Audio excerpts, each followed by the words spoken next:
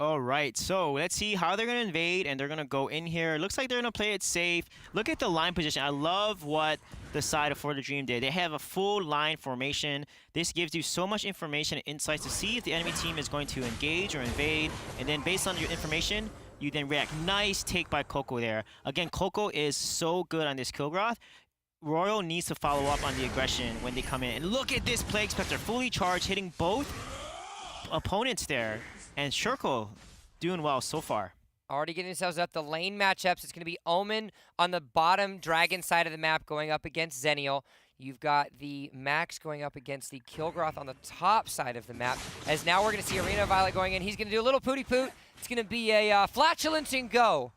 A little bit of a fast food effort there. Simjo's going to take that little inhale and the stun, but will walk out alive as both of these teams are doing a good job at securing themselves some early vision through a lot of these efforts. And look at that, Shurko hitting two people again with a fully charged Plague Spectre. However, Arena Violet is in big trouble, and he goes down, and Arena Violet playing the support position here. So instead of playing the carry position, he's allowing Relax to play that jungle Nakroth because Arena Violet, known for the ADC. I think something that we also have to continue to highlight and appreciate in Arena of Valor is a lot of these teams, you don't have single individuals playing single positions. The versatility on heroes, the versatility of those positions. We've got the trio, of course, over at Nova Esports cycling themselves out between 3 different positions. And having this versatility allows for that many more X factors as a potential for games. Yeah, exactly. We see a lot of the teams switching up.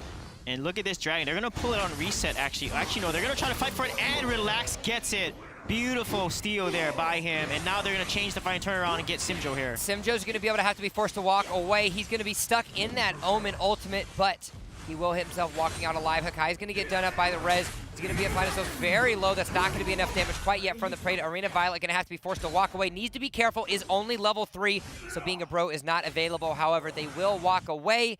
And they had a little bit of a skirmish, but they do secure themselves at Abyssal Dragon. Yeah, that was such a good play by Relax there. And the thing with Nakroth, what makes him so good is he has every fourth attack knocks up in the air. Judge Fury, his first ability, knocks someone in the air. And then his ultimate, the last part of his ultimate, knocks someone up in the air. So he has 3 knockups in his kit, which allows him to do a lot of CC and engage potential to get in there, knock someone up, get the kill, and then just run away. So that's why Nakroth is so good in the right hands, because of his mobility and his potential to just knock up and jump around the fight and do a lot of damage, distracting the enemy team and getting out. As now we've got ourselves a little bit of a stabilization, a much slower early game than what we're used to seeing here in the Valor series, explicitly considering that the 2 of the last 3 series have been absolutely bonkers in the first couple minutes. Coco, another player that we need to make sure that we watch out for. Kilgroth, with the buffs that he has created, has been phenomenal. The ultimate's going to come out of res. Lots of damage being able to duel on this, and this is the power of that matchup that we've seen Omen versus Zenio. Yeah, Omen normally should win the 1v1 trade in the lane versus a Zenio. The only time Omen will lose is Zenio gets ahead on levels and items and will do more damage against him, but Omen in general beats a Max and Zenio. That's why he's such a good pick, because when Zenio global ults away, Omen can just literally run down the lane and take a tower and punish the Zenio for global ulting away. So let's see how that matchup is going to convert, though, to some objectives. And looks like ForTheDream is making a comeback here and securing the Dragon. That's exactly what they're doing. You see, this is why the Dragon side matchup is so critical. So critical. But let's see how they're going to steal this here. Arena Violet's going to try to go in to get himself a little bit of a stun. Kappa's going to be able to pick that up. So steal for steal. Royal being able to go magnificent and keep themselves alive. And so ForTheDream says, we'll take one, and Royal responds back and says, you know what, we'll take one too. And now they have themselves an even up 1-for-1 as Sakai going to try to get themselves a little poke, but oh no! That's going to be a lot of damage. It won't be enough, however, as they're going to end up walking away. Wow. Coco with the last little slash from the Trident, being able to pick themselves up that kill, and with the minion wave crashing down, that's also going to be a turret in the bot lane. Yeah, cutting the wave is really good there. When you get a kill and you are so aggressive, when you cut the wave mid-tower like that, it allows your side laner to do more, to basically spend that time to then take jungle, take tower. But for some reason, Zenio is not trying to attack the tower, but he's going to take the farm instead, when I feel like, the bottom tower could have been taken with the amount of damage and amount of time that he had to do work on that bottom tower. They decide to fan themselves back up, float towards the top side of the map. We are at just about the 5-minute, 30-second mark. About 30 seconds left remaining until Darkslayer becomes a viable option on the menu. As now Arena of Violet and Relax are floating towards the top side of this map. Kappa as well. Let's see, Coco here. Oh, here's the 4-man gank. This is where things are going to be scary. Huge. Grizzly Q is going to try to get himself any opportunity. Wow. The ultimate's going to be able to come out from the lumbar to get it. Flicker's going to be forced, so he will get away. Relax is going to go down, and so is the top turret. Ultimate going down 3-0-1 for the Kilgroth. And when a Kilgroth gets rolling, bad things are bound to happen. Ganja is landing these earth splitters so well. This guy, he made the turnaround fight huge in the last Abyssal Dragon take there. He landed a huge multi-party earth splitter and playing this Lumber so well. I'm surprised we're not seeing him as often because we know the strength of a Lumber, especially on a good hero or a good player such as Ganja. But Relax definitely needs to relax on diving in like that. A 1v4. I was a little better. Oof. I'll give you a little hasty one there, on that and one. he's not head. Like he can't. The crowd needs his team to distract, so he can then focus the back line and go in as an assassin. Like an assassin cannot frontline and go in that deep like that because honestly, they'll get easily focused. Second Abyssal Dragon going over into the favor of Royal. You've got two individuals on the bot side, Realma as well as Kilgroth. They take towers very quickly, but 3 members are on the bottom side of the map before the Dream. Now, this is where the fights are going to go in. It's going to be a 1-for-1 trade. Rez is going to go down as well as Kappa. It's going to stop a little bit, and one more auto attack is all it's going to take. Simjo could just, blink in, be able to get himself something, but decides to instead wait for the minion waves. They're going to allow Hakai to take that over. Yeah, this is huge. Kilgroth in side lane was such a smart play. Coco is just getting fed. He's level 11 right now, and he has 3.8k gold. I mean, 5.2, sorry. 5.2. Look how fed this Kilgroth is. He's completely dominating Max in the lane. And this is why Max can't contest against like a Kilgroth and Omen, is he can't trade. Like, Kilgroth is just so strong solo. Like, no one can really trade with a Kilgroth. Not even Omen can. Because of his ultimate, because of his Enraged Spear, that massive attack speed and lifesteal is just so hard to face against. 4 of the 5 members are floating towards the mid lane of the map because the rotations of Royal are forcing them to try to get themselves a little bit of a turret. Decided to do so. That's a lot of damage going on to Simjo. He's going to have to be forced to jump over the wall. As a great little battle, the defensive posturing of ForTheDream keeping themselves, trying to slow the bleeding as much as they can. But Grizzly Q is going to find himself in another difficult position. 35% on that tower. Oh my goodness. Arena of Violet missing the Pooty Poots there, trying to land a maximum duration stun. But you can see that they have some life in them. They're not that behind. They're holding off the waves, not losing another tower. This is really important for ForTheDream. And because of this skirmishing back and forth, the Abyssal Dragon is just up for grabs, and now Royal is positioning to take the dragon and posturing, and looks like they're not going to be contested. Continuing to build up the lead that they've created. 3,000 gold is in their advantage. That's going to get extended with the Abyssal Dragon to now almost 4,000 gold, continuously pushing their advantage onto the side of ForTheDream. And this is how they have to do it. Against a composition like ForTheDream that does succeed, especially when you think about the split pushing in the later stages of the game, keeping them down, keeping them grounded, and essentially jumping and leaping over them. Royal trying to do the best, and they are doing just that here, securing themselves the lead at just over 9 minutes. Yeah, what the side of ForTheDream needs to do is Omen, when they engage here, Omen needs to use Death's Embrace right when Kilgroth uses his abilities and his ultimate there. So just stick Kilgroth in that Death's Embrace and engage onto Simjo or Kappa. 3-man knockup by Ganja to be able to help themselves out. Here comes Hakai to be able to join the fray, as now Arena of Violet finally able to pick up themselves a kill for ForTheDream. They're going to be having an onslaught. Coco, meanwhile, is going to be able to have all the damage. A stun comes out from Kappa, but it's not going to be just enough. Max, remember, he's keeping himself on the split push. He needs to be able to keep himself farmed. It has not died yet, but he needs those items to be able to help himself out. Mantle of Ra is completed, trying to get himself a nice little split build to help have another piece because he's going to have to be the tanky front line for the massive damage dealers that are on the side of Team Royal. Yeah, I think the only way ForTheDream can win this fight is they have to use Death's Embrace to lock the Kilgarth down and then ignore him. Don't even fight him. Let him get stuck in that gauntlet from Omen for 5 seconds and then focus down Simjo. Delete the Simjo, then take care of the Iruma. Because Simjo is the one that does a lot of the AoE damage, you know, and use the Teamy, use the Teamy stun to get onto, use Max's ultimate to get onto the Tulin, delete him, and they can turn around these fights here.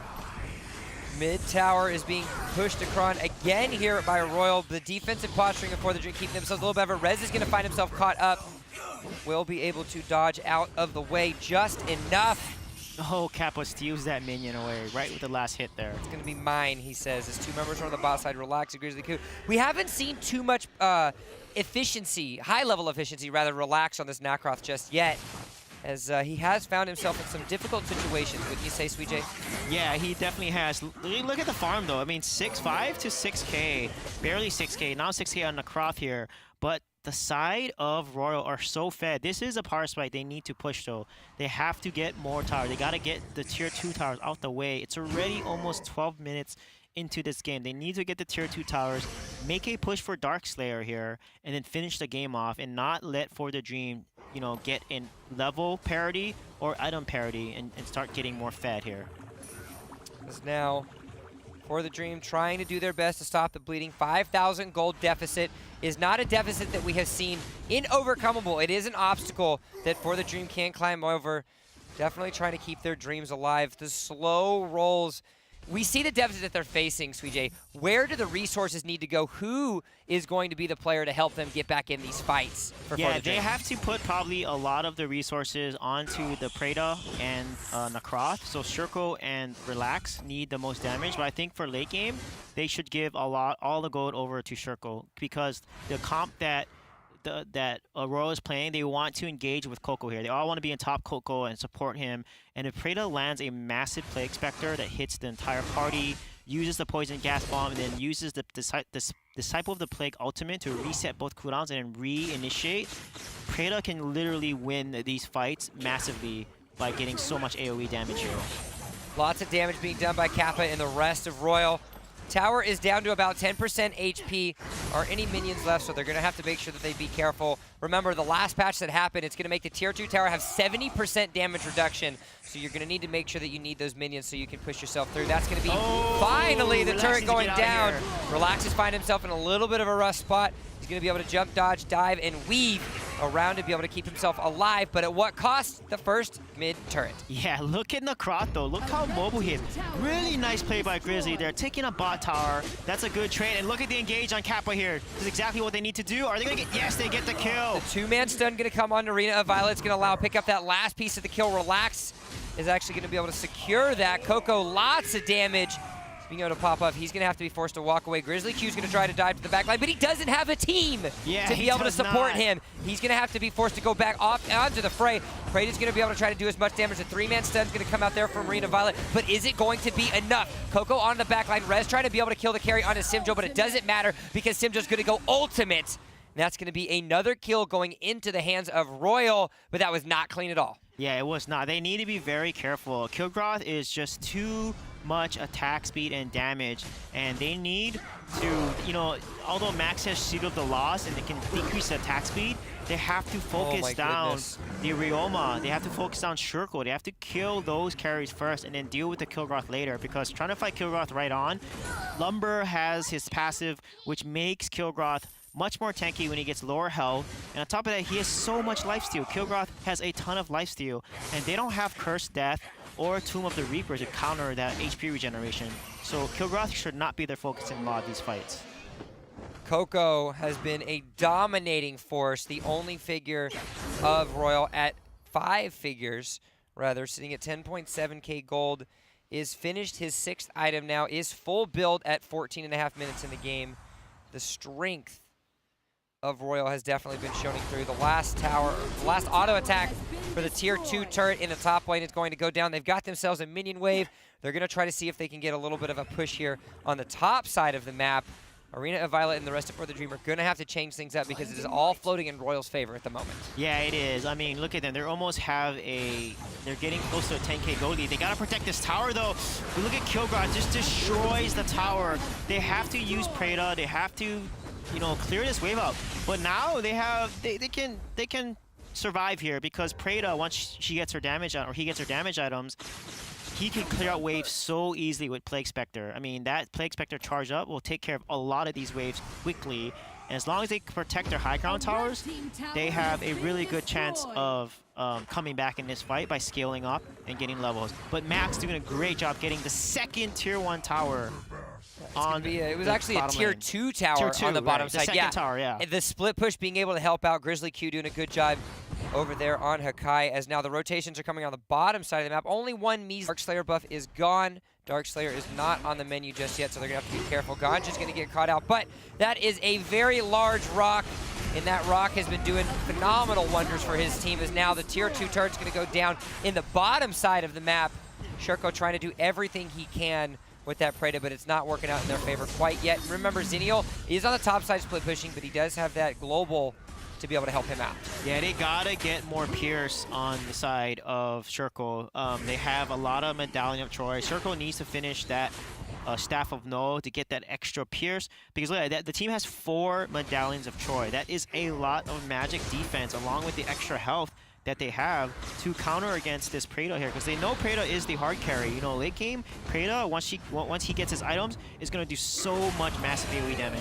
And this is where the fights are going to start to break out. It's where do we focus? Do we focus the fights, or do we focus the tower? Coco says, I want the tower. Objectives are more important than those kills. They're going to take that immediately and disengage right as a result. I love the decision making. Get in, get out. We got what we came for. Yeah, and Omen used his Death's Embrace onto the Kilgroth on their tower, and that's not where you want to use it. Kilgroth is just hitting the tower, standing inside that Death's Embrace, and I feel like they need to use it a little more tactically here to set up some plays. And again, they need to lock down the Kilgroth and try to get onto the Ryoma, or actually more the Tulin. They need to kill the Tulin first and then deal with the Ryoma and then focus the Kilgroth next.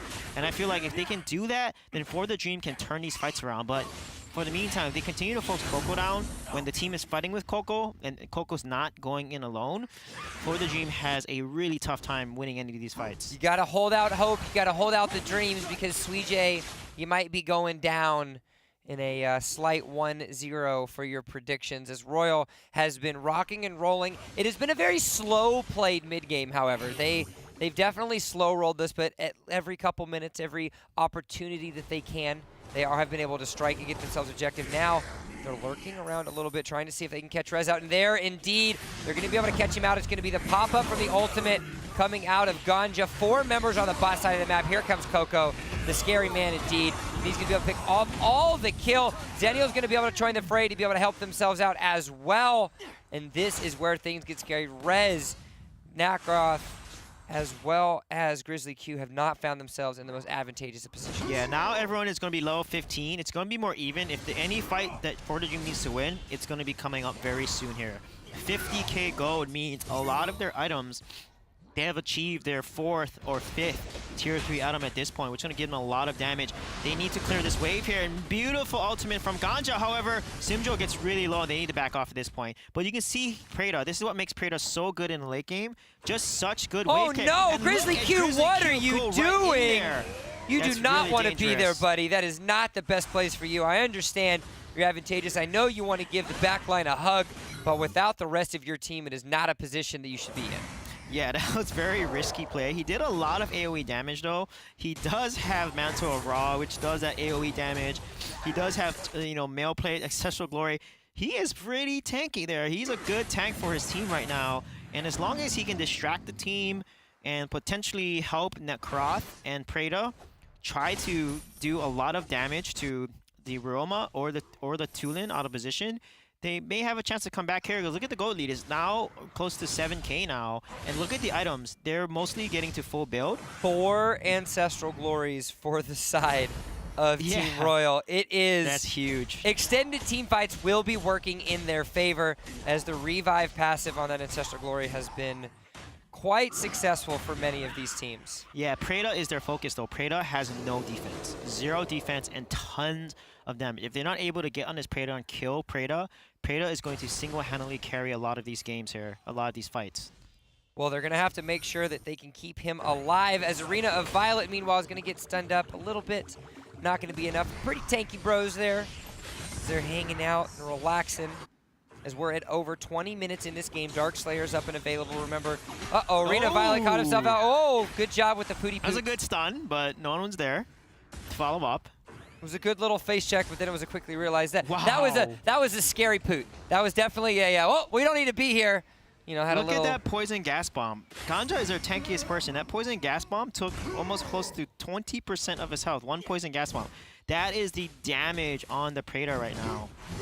Because you're going to have yourself a nice oh, little... nice. He needs to use... Oh, he needs to lock him down. Use the ultimate. Simjo's trying to do his best to go on the back line. He's actually just going to go ahead and back off. Ganja, Ganja is so strong. He's able to back up. Darkslayer's going to come down. Coco's going to jump over the wall. And the chase begins. As much as it may be, the rock is not being able to be penetrated, as Ganja is way too big to be able to help them out. Man, look at Max and Zenio going 1v1 over that side there. Just both super tanks and not being able to kill, but they're going to rotate onto Max here, and he's in big trouble. Grizzly needs to get the heck out of here as soon as possible. Trying to see if he can get himself a nice little cheeky recoil, but it's not going to be enough. Now, what makes this worse than the fact that he's dying by himself is the fact that Max has an Ancestral Glory. So not only is he going to lose his life as a result, he's also going to lose Ancestral Glory and put that on a cooldown. Yeah, exactly. It has a 3-minute cooldown, so you need to sell it and repurchase. Actually, yeah, I don't know if that works. No. If you sell it and repurchase it, it still has it on the 3-minute cooldown. It does, exactly. Yeah, it doesn't so work. that's 3 minutes now. So he needs to buy a Death Sickle actually now, since that's just what Glory will have on that 3-minute huge cooldown. So now, 22 minutes into the game, Darkslayer buff into the hands of Royal. One of the main tanks for ForTheDream is not available, and they're just going to push right in. They say, you know what, this is ours. We want to go ahead and take this. Shurko's going to try to see him, see if he can get a little bit of damage, but it's not going to be enough just yet. Coco and the rest of the team are going to secure themselves that. Arena Violet, the 5-man stun. Ooh. But does it matter? I don't think it does. Hey, look at the Zenio coming there, protecting Coco and keeping him alive. They need to re-engage here. They can win. Does Omen have his ultimate? No, he does not. Nope, he tried using it to They tried locking him down as they were taking down the turret, but it didn't matter as the turret still went down into their favor. 2 high ground turrets left remaining, and now it's just textbook MOBA for the side. Yeah, I think Rez needs to save that ultimate at the right time, not when they're engaging, because it's not really helpful. You want to use it when they're trying to run away, or you want to catch someone out. So I feel like his point of view, look at that.